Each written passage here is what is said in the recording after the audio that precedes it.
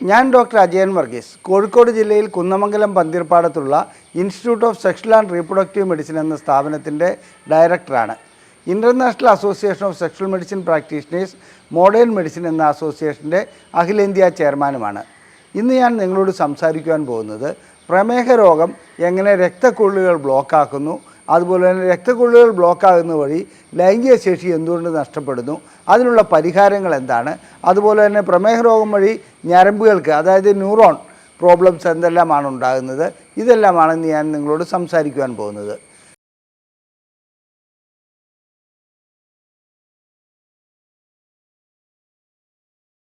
സാധാരണഗതിയിൽ പ്രമേഹം ബാധിക്കുന്ന ഒരു വ്യക്തിയെ സംബന്ധിച്ചിടത്തോളം അദ്ദേഹത്തിൻ്റെ ഓരോ കോശങ്ങളും ഇഞ്ചിഞ്ചായി മരിച്ചുകൊണ്ടിരിക്കുകയാണ്.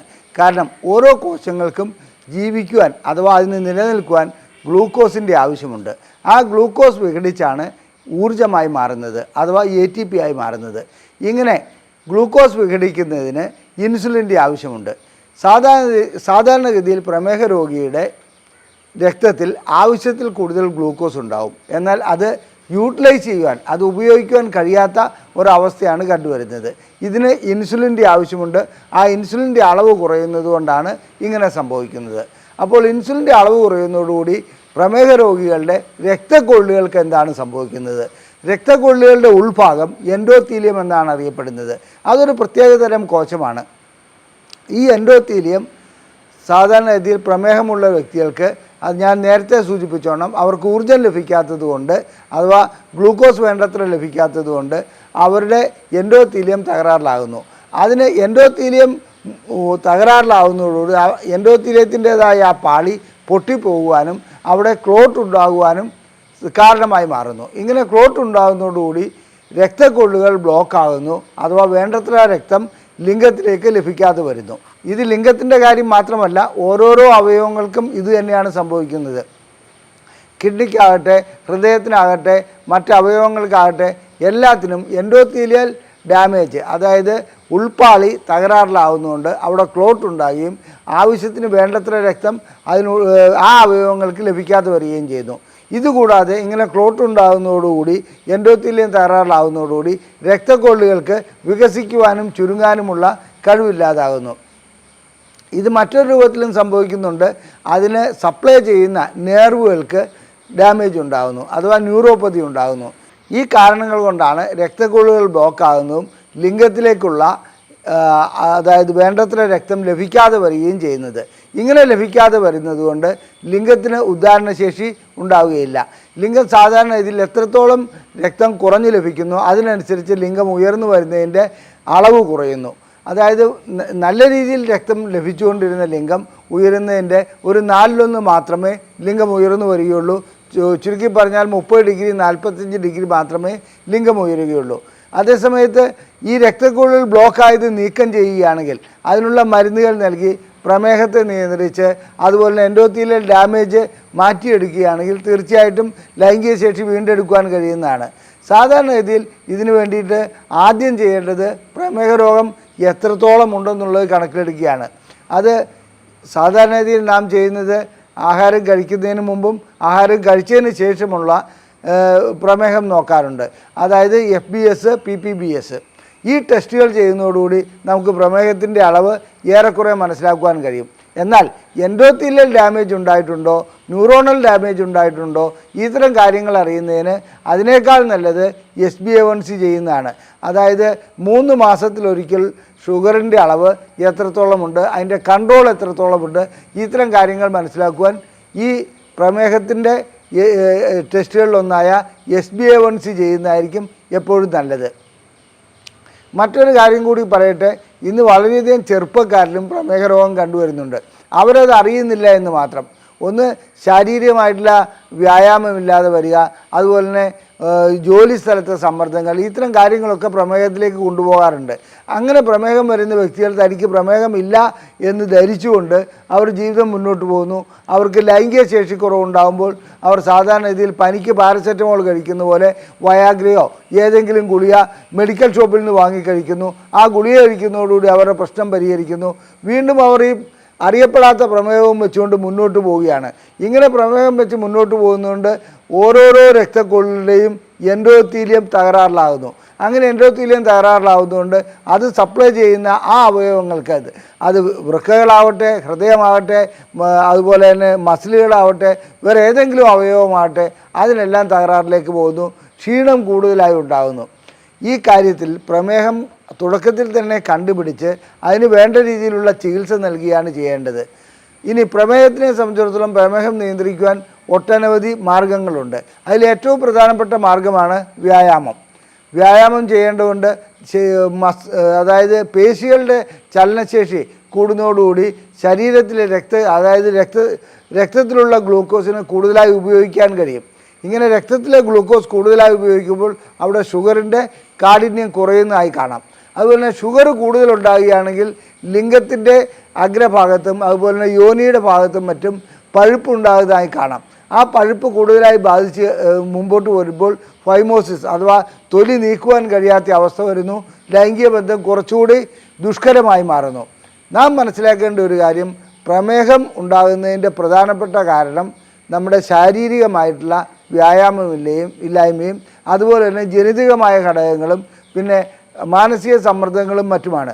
ഇത്തരം കാര്യങ്ങളെല്ലാം ഉള്ള ഒരു വ്യക്തിയെ സംബന്ധിച്ചിടത്തോളം അവർക്ക് ജനിതകമായ ഘടകങ്ങളില്ലെങ്കിൽ, അതായത് തകരാറുകളില്ലെങ്കിൽ, വളരെ വൈകിയ പ്രമേഹം ചിലപ്പോൾ ഉണ്ടായെന്ന് വരികയുള്ളൂ. എന്നിരുന്നാലും എത്ര ചെറിയ രീതിയിലുള്ള ലൈംഗിക പ്രശ്നങ്ങൾ കാണുകയാണെങ്കിലും ഏറ്റവും ആദ്യം ടെസ്റ്റ് ചെയ്യേണ്ട ഒരു കാര്യം പ്രമേഹം ഉണ്ടോ ഇല്ലയോ എന്നുള്ളതാണ്. പ്രമേഹം ഉണ്ടെങ്കിൽ അതിനനുസരിച്ചുള്ള ചികിത്സ നൽകാതെ വെറും ഗുളികകൾ മാത്രം വാങ്ങിക്കഴിച്ച് മുമ്പോട്ട് പോവുകയാണെങ്കിൽ അവരുടെ പ്രമേഹം മൂർച്ഛിക്കും. അതുപോലെ തന്നെ ലൈംഗിക ശേഷി വീണ്ടെടുക്കാൻ കഴിയാത്ത രീതിയിൽ തകരാറിലാവുകയും ചെയ്യും. ചില വ്യക്തികളെ സംബന്ധിച്ചിടത്തോളം അവർക്ക് ഒരു മരുന്നും കഴിക്കാതെ പ്രമേഹം നിയന്ത്രിച്ചുകൊണ്ട് പോകാൻ കഴിയും. അതിൻ്റെ കാരണം അവർ പ്രമേഹത്തിൻ്റെ തുടക്കത്തിലെ അവസ്ഥയാണെങ്കിൽ അവരുടെ ശരീരത്തിൻ്റെ ഭാരമാണ് നോക്കേണ്ടത്. ശരീരഭാരം സാധാരണഗതിയിൽ കൂടുതലാണെങ്കിൽ തീർച്ചയായിട്ടും ശരീരഭാരം കൂടുതലാണെങ്കിൽ പ്രമേഹം വരുവാനുള്ള സാധ്യത കൂടുതലാണ്. ഇതിൻ്റെ കാരണം ഇൻസുലിൻ ഉൽപ്പാദിപ്പിച്ചാൽ പോലും അതിന് പ്രവർത്തിക്കാൻ കഴിയുന്ന റെസിപ്റ്റേഴ്സ് വർക്ക് ചെയ്യാതെ ആകുന്നതാണ്. അതുകൊണ്ട് ശരീരഭാരം കുറയുന്നതോടുകൂടി ആ റെസിപ്റ്റേഴ്സിന് വർക്ക് ചെയ്യാൻ കഴിയുന്നു. അത് പ്രമേഹം കുറയുന്ന ഒരവസ്ഥയിലേക്ക് പോവുകയും ചെയ്യുന്നു. ശരീരഭാരം കുറയ്ക്കുക എന്നുള്ളത് പ്രമേഹം കുറയ്ക്കുന്നതിൻ്റെ ആദ്യ പടിയാണ്. അതിനുശേഷം ആഹാരത്തിലുള്ള നിയന്ത്രണങ്ങൾ. ആഹാരത്തിലുള്ള നിയന്ത്രണം എന്ന് വെച്ചാൽ സാധാരണ ഇതിൽ എല്ലാവരും കരുതുന്നത് പഞ്ചസാര അടങ്ങിയ ആഹാരം ഉപേക്ഷിച്ചാൽ മാത്രം മതി എന്നുള്ളതാണ്. അങ്ങനെയല്ല. പഞ്ചസാര അടങ്ങിയ ആഹാരം ഉപേക്ഷിക്കുന്നത് നല്ലതാണ്. അതുകൂടാതെ വറുത്തതും പൊരിച്ചതും ആയിട്ടുള്ള, അതായത് ഫാറ്റ് അടങ്ങിയ ആഹാരങ്ങൾ, റെഡ് മീറ്റ്, ഇതൊക്കെ ഉപേക്ഷിക്കുന്നതാണ് നല്ലത്. സാധാരണ ഇതിൽ വേവിച്ച മത്സ്യമോ മാംസമോ കഴിക്കുന്നതുകൊണ്ട് കുഴപ്പമുണ്ടാകാറില്ല. എന്നിരുന്നാലും ഫ്രൈ ചെയ്തതായിട്ടുള്ള, വറുത്തതോ പൊരിച്ചതോ ആയിട്ടുള്ള, എണ്ണ കൂടുതൽ അടങ്ങിയിട്ടുള്ള, കൊഴുപ്പ് കൂടുതൽ അടങ്ങിയിട്ടുള്ള ആഹാര രീതികൾ ഒഴിവാക്കുന്നതാണ് ഇത്തരം പ്രമേഹം നിയന്ത്രിക്കുവാൻ ഏറ്റവും നല്ലത്. ഒരു ബിരിയാണി കഴിച്ചതിന് ശേഷം പഞ്ചസാര ഇടാത്ത ചായ കുടിക്കുന്നത്, അതായത് പ്രമേഹമുള്ള രോഗികൾ ചെയ്യുന്ന ചില മണ്ടത്തരങ്ങൾ അങ്ങനെയാണ്. ഒരു ബിരിയാണി കഴിക്കുക, അതിനുശേഷം പ്രമേഹമുണ്ടല്ലോ എന്ന് കരുതി പഞ്ചസാര ഇടാത്ത ഒരു ചായയും കുടിക്കുക. സത്യത്തിൽ ഈ പഞ്ചസാര ഇട്ട ചായയേക്കാളും 10 മടങ്ങ് അപകടകാരിയാണ് ഈ ബിരിയാണി എന്ന് പറയുന്നത്. അത് നാം മനസ്സിലാക്കാതെ നാം ആഹാര രീതിയിൽ വ്യക്തമായ നിയന്ത്രണങ്ങൾ വയ്ക്കേണ്ടതുണ്ട്. പിന്നെ പച്ചക്കറികൾ കൂടുതലായി ഉപയോഗിക്കുക. പച്ചക്കറികൾ എന്ന് പറയുമ്പോൾ ചീര, അതുപോലെ കത്രിക്ക, പിന്നെ വെണ്ടയ്ക്ക, പാവയ്ക്ക, ഇത്തരം രീതിയിലുള്ള പച്ചക്കറികൾ കൂടുതലായി ഉപയോഗിക്കുകയാണെങ്കിൽ തീർച്ചയായിട്ടും പ്രമേഹ രോഗത്തിന് ഒരു മാറ്റമുണ്ടാക്കുവാൻ കഴിയും. ഇതുകൂടാതെ മരുന്നുകൾ. ചിലരെ സംബന്ധിച്ചിടത്തോളം ഒരു തെറ്റിദ്ധാരണയുണ്ട്, പ്രമേഹമുള്ള രോഗികളെ സംബന്ധിച്ചിടത്തോളം മരുന്ന് കഴിക്കുന്നതുകൊണ്ട് അവരുടെ വൃക്കകൾ തകരാറിലാവും, ഹൃദ്രോഗം വരും, അതുപോലെ മറ്റ് മാരകമായ പ്രശ്നങ്ങളുണ്ടാകും എന്നുള്ളത്. ഇതൊക്കെ തെറ്റിദ്ധാരണയാണ്. പ്രമേഹ രോഗികൾ മരുന്ന് കഴിക്കാതെ ഇരിക്കുകയാണെങ്കിലാണ് അവരുടെ വൃക്കകൾ തകരാറിലാകുന്നത്. മരുന്നല്ല വൃക്കകൾ തകരാറിലാക്കുന്നത്. അതൊരു മരുന്നൊരിക്കലും അതിനെ വൃക്കകൾ തകരാറിലാക്കുന്നില്ല. അവർക്ക് പ്രമേഹ രോഗികൾക്ക് പ്രമേഹത്തിനുള്ള മരുന്നുകൾ കഴിക്കുന്നതുകൊണ്ട് അവരുടെ വൃക്കകൾ സംരക്ഷിക്കപ്പെടുകയാണ് ചെയ്യുന്നത്. ചില രോഗികളെ സംബന്ധിച്ചിടത്തോളം തന്നെത്താൻ നിയന്ത്രിച്ച് പ്രമേഹത്തെ മുന്നോട്ട് കൊണ്ടുപോകാൻ കഴിയുമെന്നുള്ളൊരു ധാരണയുണ്ട്. ഒരിക്കലും കഴിയുന്ന ഒരു കാര്യമല്ല.